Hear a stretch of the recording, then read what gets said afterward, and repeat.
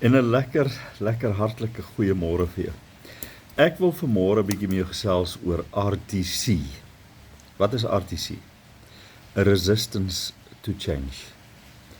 En almal van ons, selfs ek ook, as ons wêreld 'n bietjie deurmekaar gekrap word, as ons vir 'n oomblik in tyd half 'n bietjie onseker, half 'n bietjie soos of ons nie weet wat ek kan doen nie.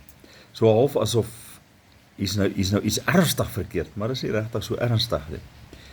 Die groot geheim is om ons verstand so ver te kry om te besef, dinge moet verander. Kan nie altyd net dieselfde bly nie.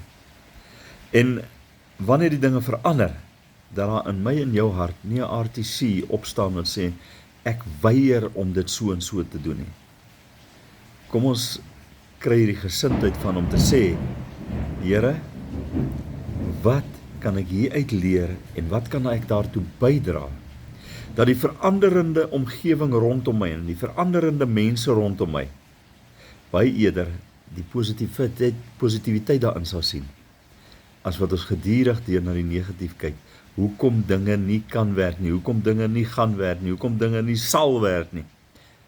As ek en jy die regte gesindheid teenoor die ding het, dan kan ons altyd die positiewe leiding raak sien. Here, baie dankie dat U ons genoeg wysheid gee om te weet wanneer om te weerstaan en wanneer om eenvoudig net te let go and let God.